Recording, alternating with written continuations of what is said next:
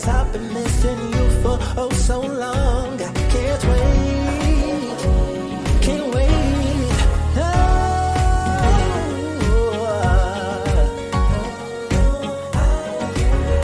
See, I've been missing you.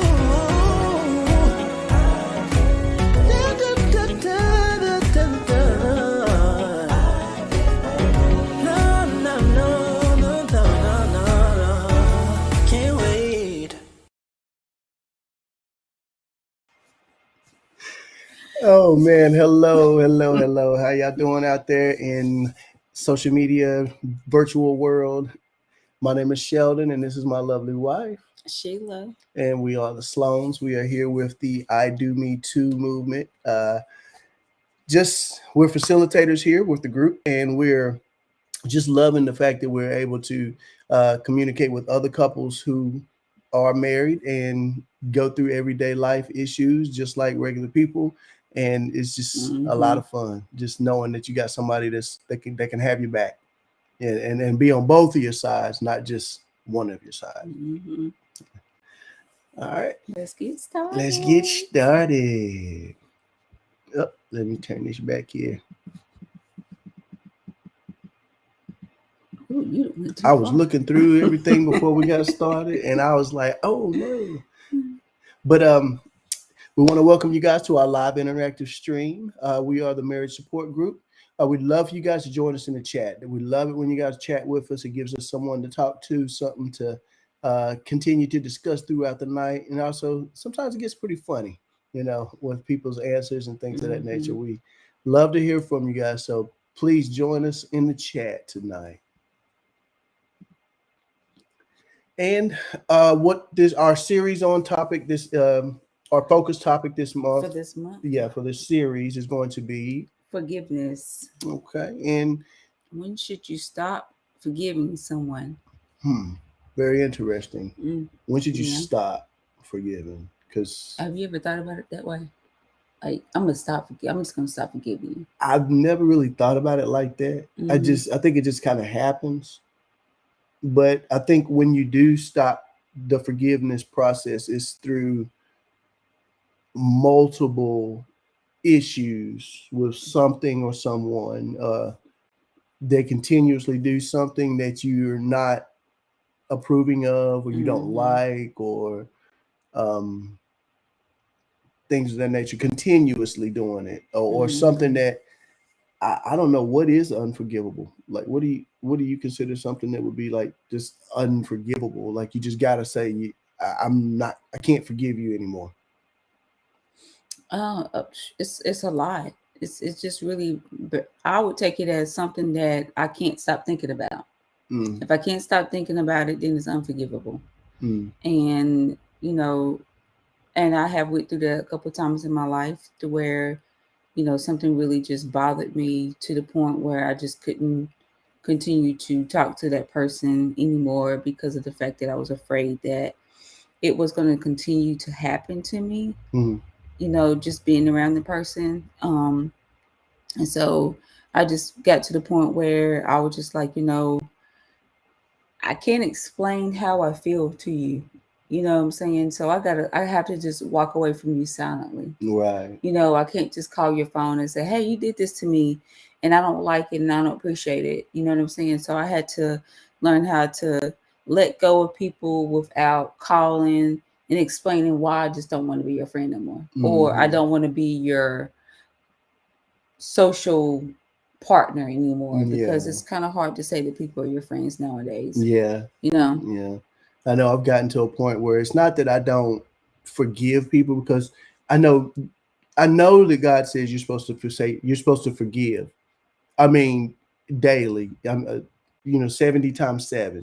You're supposed to forgive over and over and over daily. And that is something that, as we deal with as humans, I feel like is something that's really hard, and it can hold us back.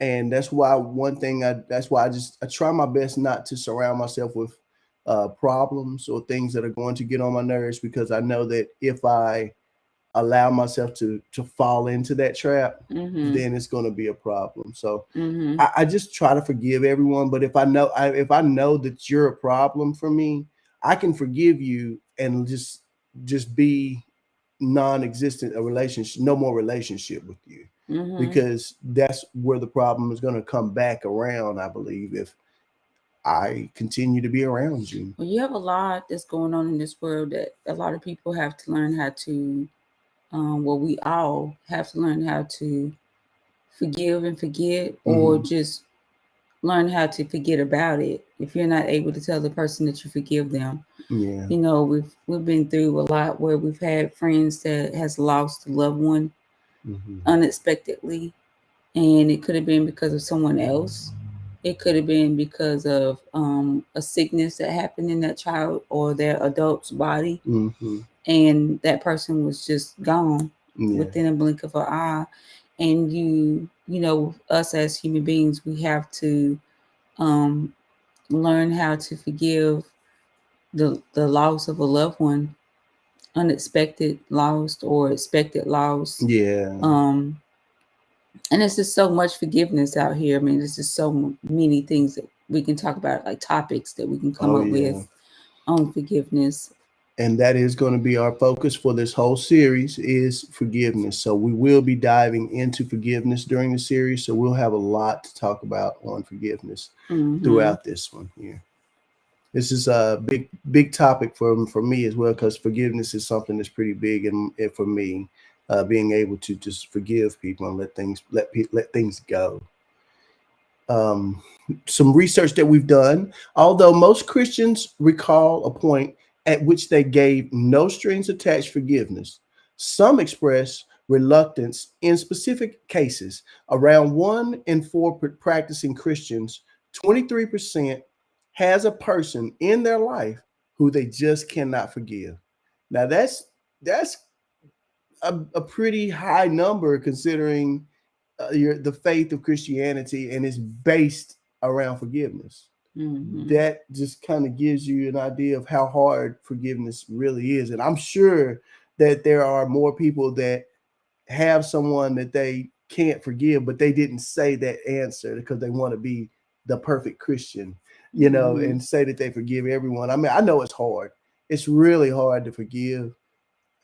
It's just, this is hard. Really hard. It really is. Yeah, sometimes it's hard to forgive and be around people. Yeah. You know, and I mean, just, it's not even just people, it's animals. I mean, because I was just on my phone the other day, and this lady, I think she's on our Facebook page, she lost her grandbabies because of 2 of the family dogs attacked the baby. Oh yeah. So, you know, even though those dogs attack those babies and those dogs is going to be automatically put to sleep, you know, she's got to learn how to forgive or understand animals. Yeah. Period. You know, it's just like I got attacked by the dog, that child, when I was 15. Teenager. Yeah, I was a teenager. I'm still scarred up, and it's the principle of that happened, that when I'm around another dog, it's like I'm automatically like, nope, I don't even want to guard up automatically. Yeah, I don't want to be around you. You're not the dog that bit me, but it's like, you know, I'm just not an animal. And that's kind of that does kind of make sense, because when someone, just maybe not in an animal form, but if someone does something to you, and then another person comes around that displays those same kind of characteristics as that person that hurts you, your wall is automatically up for that person, and they may not even be that type of person that would be that way. But just because you've had that experience with someone that is kind of reminds you of that person, there's a wall there. There's a wall there. Yeah. You know, because you remember I experienced when we were standing on the lake this summer, and the lady that was standing next door, she let her dog out. It was fine with her to let her dog out, but every time I walked out the door, I'm looking side to side. And then one day the dog finally chased after me, and she was like, "I'm sorry." And I couldn't even really see her. The only thing I could see was the dog. Right. And she kept saying, "Oh my gosh, I can't believe that it really made you feel that way. My dog is making you feel that way. And I kept saying, it's not your dog, it's the dog that bit me. So it was like, I kept, I wanted to say, please just don't have your dog out, laying out, letting them just run around because I'm afraid of dogs. But I can't do that because that's her property. It's her property as well. Yeah. Mm-hmm. And just because the dog can cross that line doesn't mean that she has to keep her dog in the house. Yeah. Mm-hmm. I get it. I do understand. So I have to learn how to forgive so I can walk out my door and go to because I had to breathe. I was like, okay, so you gotta learn how to let this go, learn how to let things go and just know that, you have that much faith in yourself that you can make it through it. And that's what I said to myself when that dog was chasing me to the car. Man. Oh man. All right. And we have a game that we love to play here. It's called Who Guessed Best. This is where we'll have couples discuss. It's a couples discussion game where we have the couples answer questions for themselves, and then you'll answer for your spouse what you think your spouse is going to say. Now, I have to answer my question for myself. Then I have to think, what would Sheila say? That's the hard part. And she has to do the same as well. And so this is where we would like for you guys to grab a pen and paper. If you don't want to use a pen and paper, me and Sheila use our phones. I've got my phone right here. And she's got her phone. We use the notes on our phone so that we can answer the questions and not let each other see them. We'd ask for you to write your answer to the question down. And then we want you to guess what you feel like your spouse is going to answer. All right. So now we're going to go ahead and get into our questions. In which area below do you typically need forgiveness most often? A, something I said. B, something that I should have said. C, something I did. D, something that I should have done. I know which one mine is. I'm trying to turn so I don't see your answers on your phone. And I'm answering for myself, right? And then I'm going to answer for me. Right.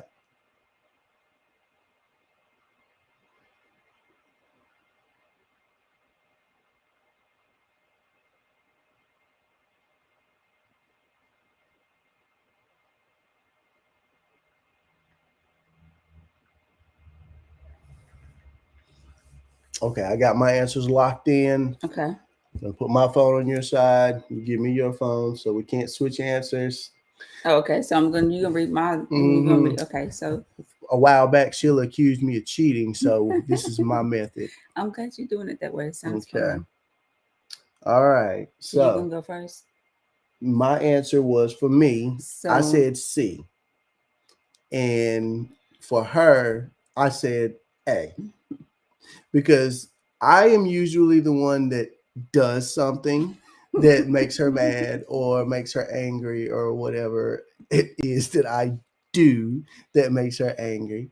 And she's the one, in my opinion, that's always saying something that would make me angry. So therefore, that's how I feel. And that's true. That is true. I said the same thing. I said, I said A for me and C for you. So we got it right. We both got it right. Hey? Mm-hmm. I like that. I like that. Because if it's something that we should have said or something that we should have done, we normally talk about it better. Mm-hmm. You know what I'm saying? I get it. And I know it's always something in my opinion, obviously we know each other pretty well in that area because it's usually something that I've done that gets her angry. I don't really say a lot that makes her angry unless we get into an argument and then she says something that makes me angry and I'll say something out of anger to make her angry. But we're working on those things. Mm-hmm. That's what we're working on not doing because those are not things that we're supposed to do. And we've learned that throughout the years that those are hurtful things. So, yeah. All right. Let's go to our next question. Next question is, what do you share most in common with your spouse? Our taste for food, our taste in entertainment, the type of people that we like, or our values? What do you share most in common with your spouse?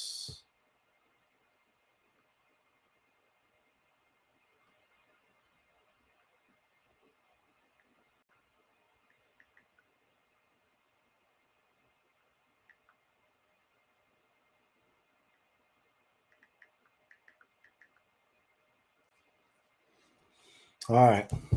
Let me give you my phone. Okay. Okay. Mm. All right. I see your answers. I got you. Okay. So your answers. You tell us what you did and. Oh, What I was it? said D for both. I thought it was gonna be our values. I just really think that we get along. We've been getting along for 21 years because we kind of feel the same way about a lot of things. Mm-hmm. You know what I'm saying? Like our privacy. When we decide to go on a trip, whenever we do go out of town, we're able to drive or fly or just go out and do the things that we need to do. We're in the entertainment business, so working with models and things like that. We know that how far to go, and I know how far to go when we're around people and we're doing certain things. So that's why I said D. Our values. I like your answer. I was thinking about D. I was thinking about, and you said that for both of us. So yeah, and I chose A, our taste in food, because I just feel like that neither one of us really like a lot of spice, like a little bit, but not way overbearing. I like mine a little hotter than yours, but I do know that it's not something that I go way out of the way for. But now the one thing I do say is that you like different than I do. But as I'm getting older, I'm starting to like more sweets. I've never been a sweets person, but now that I'm getting older, she's gotten me more into the sweet side of things, and that's where. But our taste in food is, I believe, pretty much the same. I'm not a steak. Well, I mean, of course, type you of don't like girl, but steak. you love No. red meat. Yeah, what I mean is our taste in food. Like we like pastas. We both like Italian food. We both we love the same restaurants. Yeah, basically. we can try anything. We'll both try anything, and so therefore, our taste is kind of similar. That's what I feel. I may like a medium steak, and you like a well done steak that's not burnt. I don't know how you get that, but I just don't eat it. I don't never order steak. I always order chicken, and I try not to order hamburger. Because it doesn't get cooked well done like I want it to. I have to overcook hamburgers, but try my best not to burn them. That's why I don't really eat red meat, because it's like most of the time it's going to end up too dark on the outside. It's still red in the inside. And it's or like, what's the point? if I don't cook it too bad on the outside, I cook it so thoroughly that it dries it out, and so therefore it's a hard way to kind of make that work. But I'm working on it still. 21 years, I'm working on it still. Oh man. What do we got next? We have our next question here is, what type of apology would make you the happiest after being offended by your spouse? What type of apology would make you happiest after being offended by your spouse?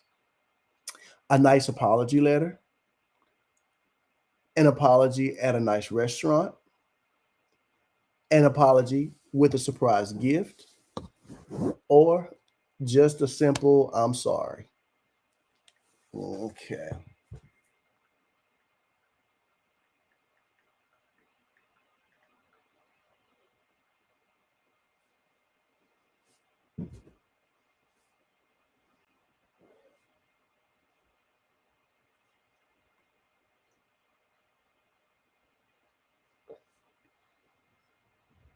Okay.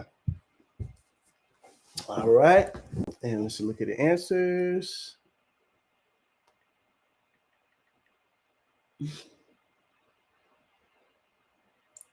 Okay.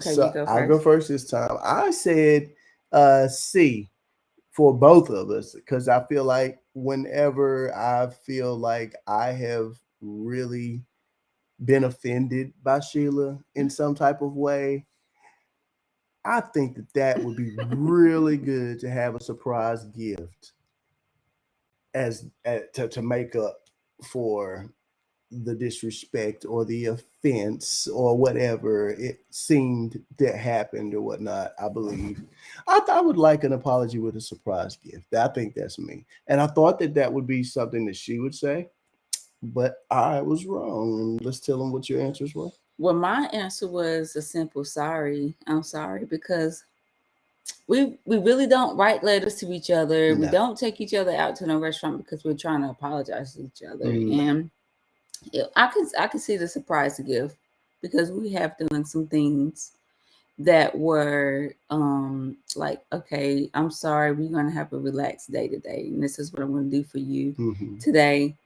You know, because we don't really. Or let's go out of town for let's go out of town for a little bit for this to get back to each other, type of date weekend instead of a date night. We put the phones down, so it's like a more of a surprise gift. I'm not going to touch my phone all day. And whenever I say that, she's like, "Are you serious? You're not going to touch your phone?" Oh yeah, you're me. Trying to make I'm the up phone for your hog. forgiveness. Yeah. I'm the phone hog. Yeah, yeah I'm always trying to do that. So yeah. So I can see why you answered C. You know what I'm saying? But I don't see why you said D. I don't. Because a simple I'm sorry. If I say I'm sorry, you're like, you always say, ain't nobody want to hear you say I'm sorry. So that's why I didn't understand that. But that's what we're doing here. We're learning each other. We're getting better at it. As we go through 21 years of being together. Sorry. All right. And then basically now what we've already done, we've kind of went through and kind of looked at our answers to see how we did. And it looks like we're pretty even because we both got the first one right. And then we both got the other two wrong for each other. So we ended up good on that one. We both. Yeah. So I think it was a tie thing. I think it was a tie. I mean, it was really close too. So it wasn't like it was all completely off. Yeah, and it wasn't. And I could see your answers. I could see why you would answer that on both of them. Except for I don't know. I can't see why you said the simple. I'm sorry. I don't see that one. Well, I mean, it's like we saw a movie about forgiveness, and I can't remember the name of the movie.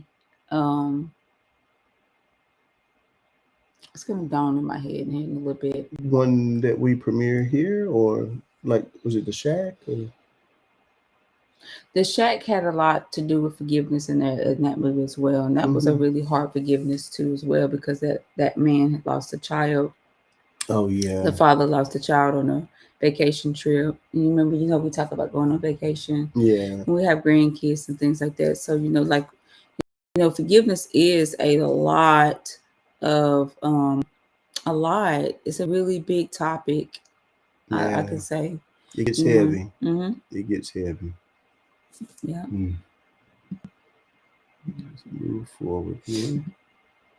Oh, I went a little too hard. Friends of Our Marriage. Let's learn a few of the principles that we do have here with Friends of Our Marriage. We've got a short little commercial that we'd like to show you guys. So let's take this quick break while we grab some water. We had to travel the world of our past to realize it was harder before cause we weren't by each other's side. Maybe it took a little longer to know together we're stronger. That's the way our love survived. Now we've gone through the fire. Love will take us higher, higher than it was before we went through love and war. See the promised land, walking hand in hand. Now that we can understand what we were fighting for love.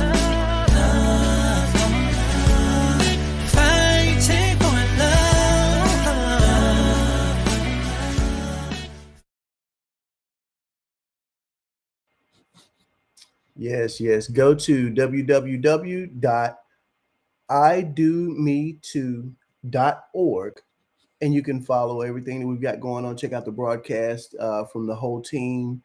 We get together with our regular squad. I love these guys so much. These are some of the facilitators that we do have in our core group that we have put together from the beginning. You can check out the Jamals on Tuesday evenings. They'll be hosting tomorrow night, 7 p.m. Central, 8 p.m. Eastern Standard Time. The Nichols, who facilitate on Saturday mornings, and they are on at 10 a.m. Central Time, 11 a.m. Eastern Standard Time. And the Rudges, who come through periodically, and they're always in the chats with us. They are always just they jump on live with us sometimes. They're great. We just love to be around the Rudges as well.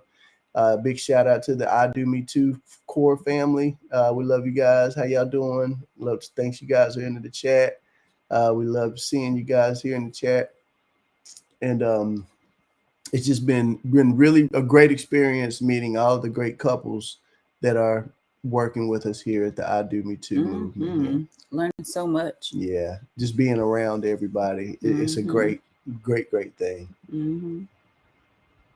All right, and we've got, I don't know if everyone knows, but Sheila and I had, with this group, core group of people that we've been working with, we started a animated series called Kicking It with the Sloans. And the Jamals are basically the masterminds behind the whole thing. They kind of put together the virtual characters that you see in front of you, me and Sheila, also of every one of us as well. And the whole concept behind everything, we just kind of get together with the Jamals and go through it all, and it's just it's a great process. And this is one of the episodes that we had put together throughout the series, and we're just going to go ahead and play it for you guys now, and we'll talk about it here in just a moment.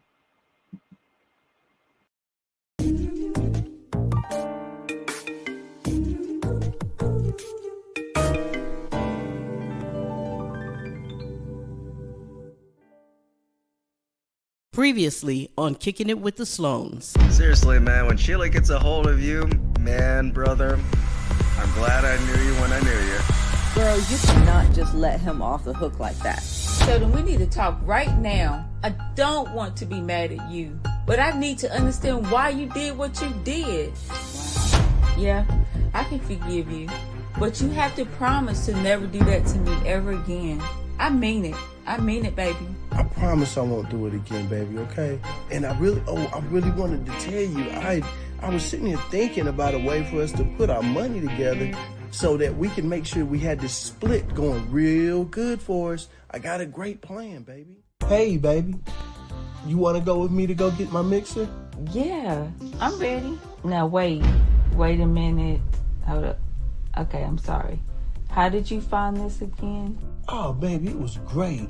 I found somebody online who was willing to sell their mixer, and this looks like they're going to sell it for only $450. Okay, that sounds really, really, really good. Especially since we divided up that $1,000, 50-50. I know, baby. We came up with a great compromise on that one. Hey, can you go ahead and grab my envelope back there and on the dresser? Mine's blue and yours is pink, okay? I'm going to the car. Okay, baby, just wait for me in the car. I gotta find my phone. Where's my phone? Hey, Siri. Hey, Siri.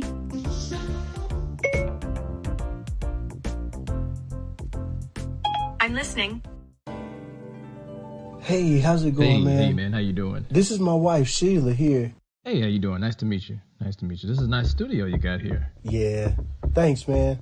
This is my baby. Mm-hmm. I can't wait to see the mixer, though. Where is the mixer? Yeah. Is it in your car? About that. I might have broke it on the way here. Wait. What? Wait a minute. Are you expecting me to pay for a broken mixer? I've already got a broken mixer. Yeah, well, the thing is, I really need that money. I'm sorry, but why would I give you my money for a broken mixer, man? That's crazy. What? How about because I got a gun? How about that?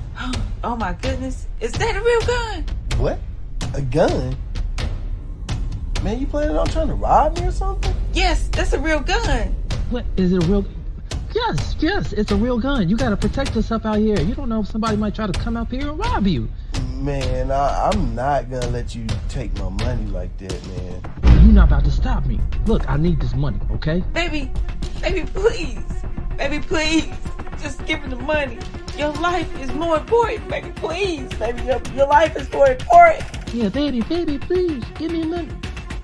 Listen to her. Listen to your wife. But I don't even have the money. I asked you to get it. You don't have to bring it for me. Where is it? What? Oh no. I just brought. What you mean? I brought my money. I didn't hear you tell me to bring yours, baby. What you talking about? But baby, it was a pink envelope and a blue envelope, and they're the same amount of money. Just let me have your money so I don't get killed. I'm not gonna do that. You What? set this up. I don't got time for this. You need extra money or something, baby? What are you talking about? He's supposed to rob your money, not mine. Oh my goodness. I don't care whose money it is. Somebody needs to give me my money right now.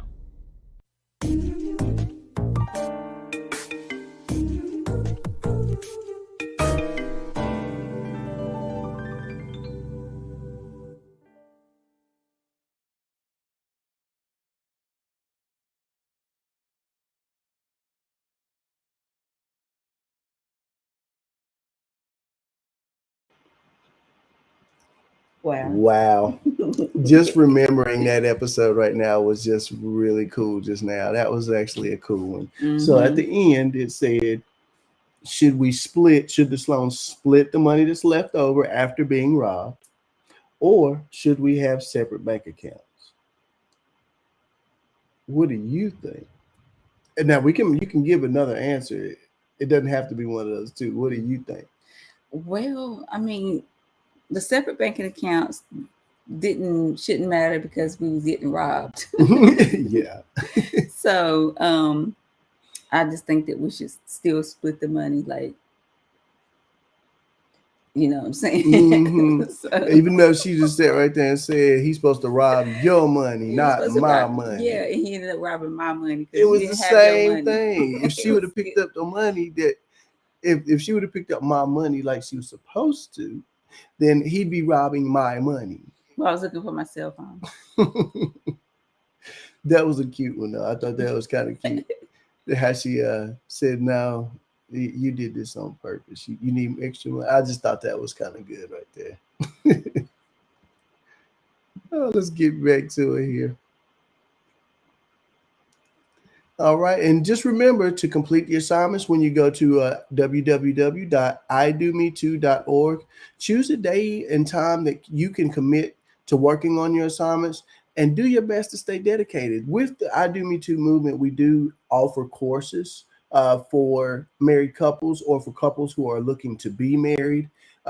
If you'd like to just kind of dive a little deeper into what we've got going on, go to the website and check us out, and just go through the courses and just see what you think about it. There's some great courses that help you to remember the Bible verses, to help you to retain the knowledge that you're learning, so that you can remember those. And it comes in handy in the time of need whenever you're actually going through a problem, and you can pull that Bible verse up in your mind because you've been looking at it.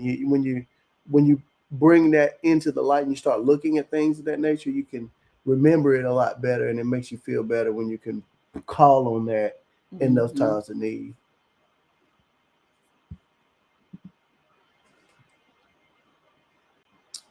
All right, and we've got one more quick commercial that we want to show you guys here on our marriage group, the Bible study group that we do have, just to kind of get you to know exactly how that kind of works with us here.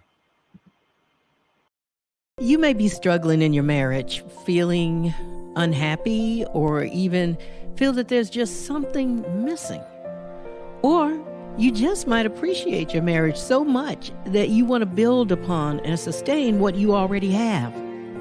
What we've discovered is that there are biblical principles that help break bondages that keep us from enjoying a happy and fruitful marriage. Our couples Bible study explores the meaning behind scriptures according to specific topics. The Bible study questions help couples to seek the answers that address their own specific needs and concerns. Remember that building and maintaining a happy and healthy marriage is not a destination, but a wonderful and rewarding journey. Now, let's continue this journey with our next lesson. Right. Moving on with our next lesson here. Our scripture comes from Matthew. About that. Yeah. Matthew 18:21 through 22. Then Peter came to him and said, Lord, how often shall my brother sin against me, and I forgive him? Up to 7 times? Jesus said to him, I do not say to you up to 7 times, but up to 70 times 7. And that's exactly what we were talking about earlier. I mean, forgiveness is something that people have to go through daily, and it's not easy. It's not easy. Just knowing that someone has done something to make you feel like they've wronged you or they're not on your side. I mean, or in some way they're against you. It's hard to forgive someone when they put you in that position. Yeah, that's like, okay, that made me think about us getting robbed.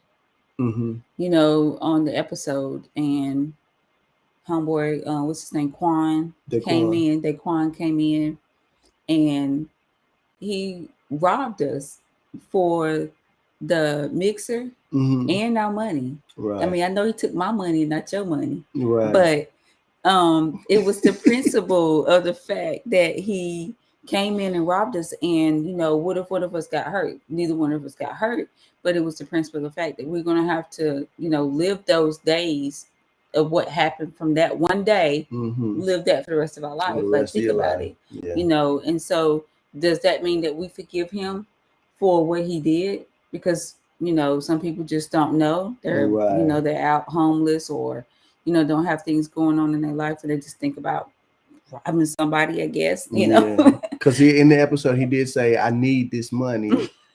And I was like, I'm not giving you no money just for a broken mixer. I mean, like, you ain't got no choice, basically.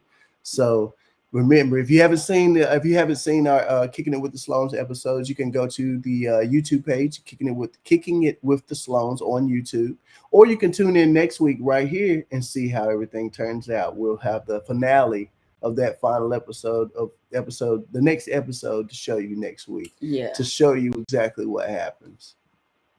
But as we go forward here, just with our 70 times 7, that's a lot of forgiveness, you know. And if somebody does that much to you, I mean, it's time to just kind of move away. Forgive them, but don't be around them. You know, that's just where I stand on that one. And now our first question is, what was Peter's role related to Jesus?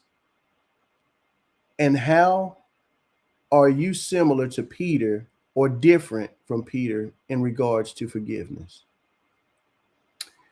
Well, from my understanding, with Peter in the Bible, he was more of the one who God would call, Jesus would call on in those moments. So he was kind of like the backbone of the crew. Kind of like the I guess when Jesus wasn't around, he was more of like the kind of guy that would take over to be a leader in the group.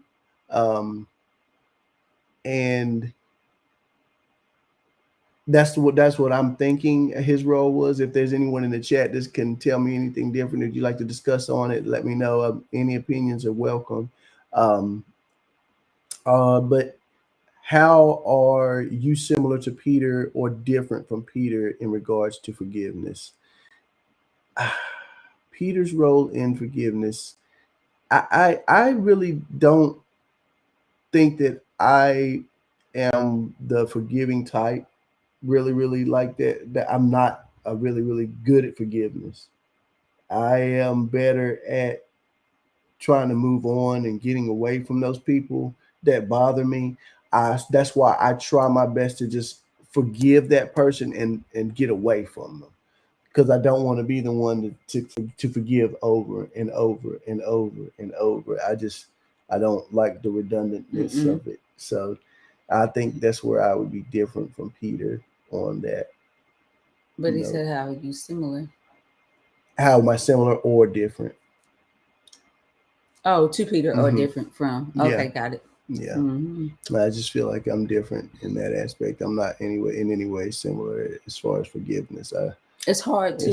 It's hard. It is hard. I mean, but we do forgive each other as like, okay, spouse wise. I forgive her every day. Oh, it's things that we do every single day that you gotta be like, did they just do that? Yeah. Or I told you to do something, you didn't do it, and this is what we got to do now. So we have to learn how to forgive. 70 times 707. Yeah, that's why because I was just sitting there thinking about that part where it says 70 times, but up to 70 times 7. Yeah, that's you forgive your spouse so many your kids so many times. Throughout the day, in days, times, hours add up to years, months and years. So, that's where I can see where, God was saying 70 times 7. Yeah. Your closest ones that you are just so bonded to that you can forgive that many times. Yeah. Our next question here is, what does it mean for a brother to sin against someone? And give a personal example of how you can sin against someone. Sinning against someone is like, I can say that if I'm sinning against you, like I'm stepping outside of our values, Of marriage vows. Our marriage vows, knowing that I'm disobeying, our relationship can cause a big sin, can cause a crack in the relationship. Right. That's what I see in sin far as a married couple, us being married. Well, another way that you can sin against someone, I feel like, if as far as in being in a married couple, as a married couple, is gossip. I mean, the things that go on inside of our home should stay inside of our home. It shouldn't be something that I discuss with my homeboy at work, or she shouldn't be discussing it with her mother, or I shouldn't be discussing it with my uncles. It should be something that we keep to ourselves, because once we air the dirtiness of something that has made us angry towards each other, once I tell someone else about it, they're not going to be able to know that I've already forgiven Sheila 10 days ago, and they finally seeing Sheila, and all they can remember is what I told them 10 days ago that Sheila did to make me mad, and they're already going to look at her in a different light. So I believe that would be a way. Be the same anymore either. And I mean, to sin against a brother or to sin against someone, I mean, it's just for you to, in my opinion, it is for you to do something that is disrespectful. I mean, when you're being disrespectful to your friends, or by gossiping about things that they may have told you, or not owning up to your word when you say you're going to do something for someone. Like, I mean, you're going to do something for them, you should be able to be there and do that. When you don't do those things that you say you're going to do, I mean, that's a way to sin against someone, and in my opinion as well, because when someone's got faith that you're going to be there for them and do what you say you're going to do, and then you just don't do it, I mean, that's grounds for forgiveness, I guess. People, you got to learn to forgive people and things, but that's one thing that I can say. You agree? I agree. Yeah. I really do. Next question is question number 3. What does it mean to forgive someone? What do you think on that? I mean, what does it mean to forgive someone is big thoughts. Because you got to really think about it. You really do. You have to really think about the situation and why you're forgiving that person. And if you're forgiving that person, is it in your heart to forgive and still be around that person and still be able to speak to that person, still be able to touch arms with that person, still be able to, really have a life with that person. Yeah. And I feel like, what does it mean to forgive someone is to really forgive them, let it go, and still be around that person. I mean, you don't have to necessarily be around someone after you forgave them for what they've done. I think it's really more of a clarity from your heart, from stress, because forgiveness can also cause, when you don't know how to forgive, it can also cause stress in the body. Yeah. Stress in the body can cause the mind to start wandering around and doing different things. And it can cause you to change your lifestyle because you can't learn how to forgive something or someone. But I mean, the question is, what does it mean to forgive someone? And that is to forgive and let go, and just learn how to continue moving on with life. Yeah, because I mean, if you can't forgive someone, you're hindering yourself. Yeah, because you're giving that person power over you. Because if you can't, you think about it constantly when you don't forgive someone. You think about what that person did to you all the time. It takes up your time. If it stops you from doing anything productive, you haven't forgiven them. If it stops you when the thought of that person doing what happened to you, I mean, doing whatever it is that you don't forgive them for, if it stops the process of your day, you got to handle that. That's where it becomes a burden on your life, because you can't move forward in life if you're spinning wheels, spinning tires, and you're holding on to stuff. Constantly thinking about the same thing, because you can't go through that. Yeah. If you have a really big problem going on, and that's forgiving something or for somebody, you're going to constantly think about that on a regular basis. And some people get depressed to where they don't even do anything in their life. They're like, I just can't leave my house at all, and I can't do this. I can't get in the bathtub and take a bath, or I'm wanting to stay in my bedroom forever. So, to forgive someone, and I hope I didn't cut you off. No.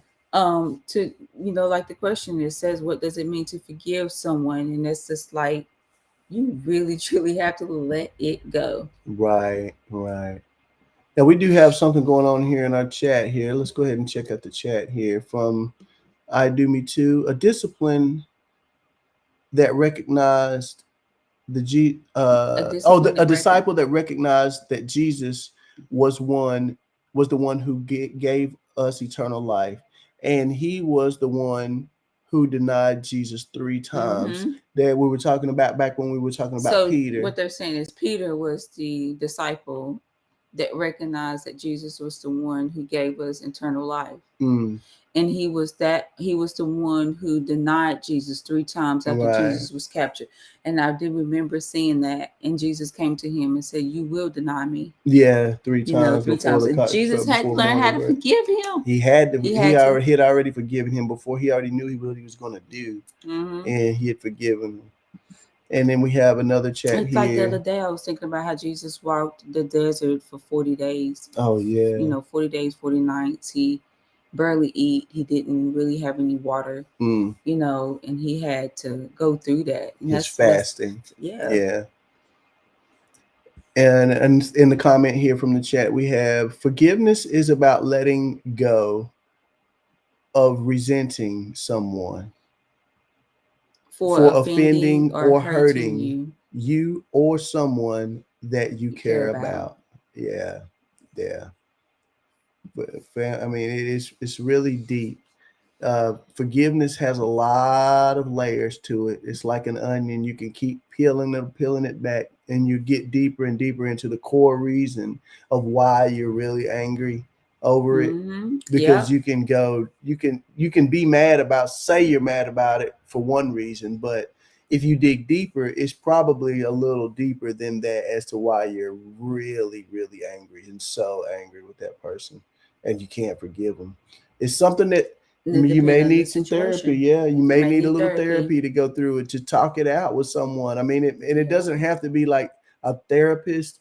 I mean, we do this with the group. I mean, we've got the Jamals, and we have the Rudges and the Nichols that we're able to talk with, and we're able to pull that real root of a reason out. Because if you initially say Sheila made me so mad because we were talking about something and she said this and she said that, and then they'll say, well, hold on, what did you do in the beginning to have what was the whole argument? How did it get started? And then you go back and you go over it, and then you start to say, well, it was because I did this, and you're like, oh, wait a minute, I just realized something. And they're like, aha moments. They bring out, you keep digging deeper, more and more questions you ask, you can realize where you went wrong in a situation if you're willing to understand that. And because it is two sides to the story. Every so but it is two sides to the story depending on what. It's really three sides to every story. My side, your side, and then the truth. Yeah, that's true. Because I mean, that's really what it is. It boils down to, because her truth is her truth, and there's no denying that. Because the way she feels about something at any given point in time is how she feels about it. Because that's what she can't see through my eyes. She can only see through her eyes. And I'm the same way.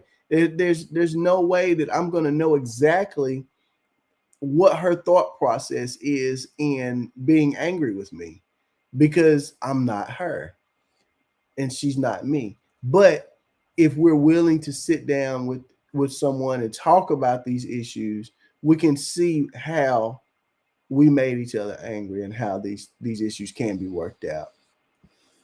I keep thinking about the movie The Shack. Every time we talk about this, because we're going to bring in some clips next week from The Shack and show you guys a little bit more about that. Really deep forgiveness. Yeah, if you get a chance this week, check out that movie, The Shack. It was a really, really good movie on forgiveness, and it'd be something because we're going to be talking a lot about forgiveness this month. That's like the pandemic.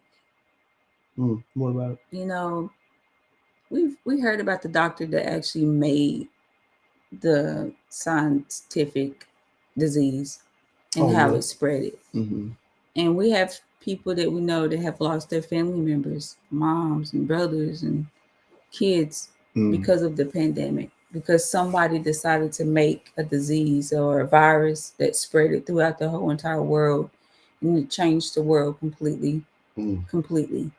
And you know, we have to learn how to keep moving forward. And there's some people out here in this world that probably have not forgave and they probably know the man that actually made it because they did more research than we have, than I have. But just now they have hatred in their heart for that man. For that man, and they have hatred in this world because they're like, oh, this world is so sick. We don't clean our hands, we don't stay, because we all had to start learning how to clean after each other. Grocery stores had to learn how to wipe down cabinets, and they wasn't doing it before.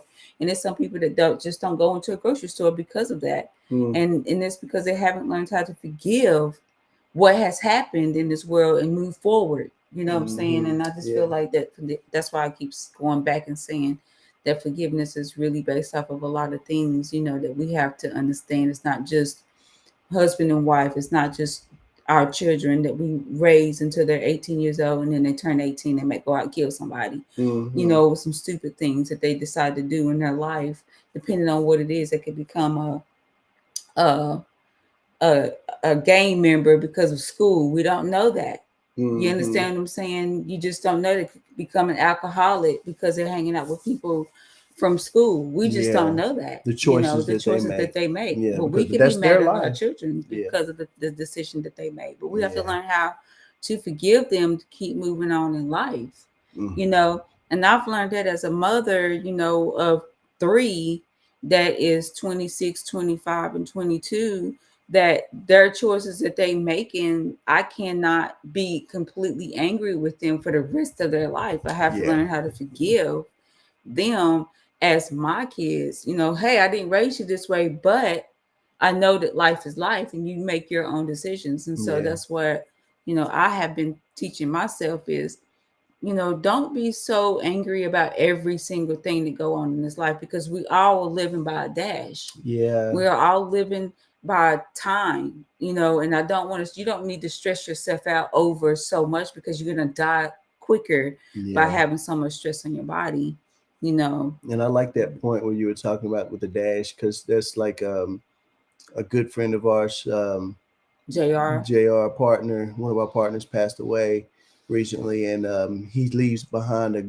great legacy. And one thing that he used to always say was, you're born on this day and you die on this day, but what you're remembered for is that dash in between. That's what you remember for. What are you going to do with your dash? What is your dash going to represent when it's all said and done? What did you do with your life? It's not going to one sit of those around, things. And keep thinking and pondering, what somebody did to you. Mm-hmm. We've got one more chat here that we have. Pain is crippling their capacity to love, have joy, or receive what God has intended. Mm-hmm. Yeah, through the pandemic. Thank you, Dr. Jamal. That is so true. I mean, it's one of those things where it's been, with the pandemic happening, it's just, it really has crippled society in a way where it's hard for people to even think the way that they really want to think anymore. I mean, like you've got to conform. It feels like in some way, shape, or form to some other narrative that you weren't really thinking about before. Yep. Yeah. During the pandemic, I recall myself looking at more Bible verses, reading more Bible verses, and really trying to keep my mind calm with everything that was going on, because it can get hard when you're just thinking about everything, like, oh my God, I just lost this. Oh my God, this is not happening. Yeah. Or so one of your loved ones is sick, or things of that nature. It takes on a big responsibility when you have to change your everyday life and your lifestyle to conform to something that just recently, it just happened. Because we lost a lot of people that was different age group, 25, 42, 35. I mean, just through different things, 13 years old. I mean, just different things that has happened in life. Just losing them unexpectedly. We had to learn how to say upon ourselves, let's forgive, but we also have family members that's going through a deeper feeling. Yeah, that they need a need for forgiveness. Yeah. Well, it looks like we're coming up on our closing time. We'd like to keep everything within that 1 hour range. We really appreciate you guys taking the time out to be with us this evening. One more quick reminder to let you guys know, if you have a chance to check out our partners, you can check out our partners, the Jamals. They'll be broadcasting tomorrow, every Tuesday, 7 p.m. Central, 8 p.m. Eastern Standard Time. The Nichols will be broadcasting on Saturday mornings, 10 a.m. Central, 11 a.m. Eastern Standard. And don't forget about our lovely friends, the Rudges, who jump in from time to time. And we are the Sloans, and we'll be here every Monday night at 8 p.m. Eastern Standard Time. That's what we're on the East Coast here in North Carolina. They are Central over in Iowa. That's why we have the little difference in times there. But if you're not able to check us out on Mondays, join the Jamals on Tuesdays, or if you're early one Saturday morning before you get out and you get your day going, join the Nichols. We all have a different approach to how we do things and how we talk about things.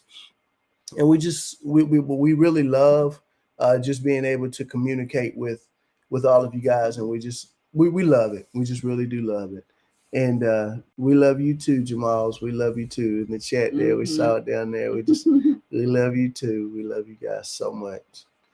All right, guys. Well, we want to say thank you once again from the Sloans, and we hope to see you again next week on Monday night. And once again, we love you guys, and we'll see you later. We had to travel the world of our past to realize it was harder before cause we weren't by each other's side. Maybe it took a little longer to know together we're stronger.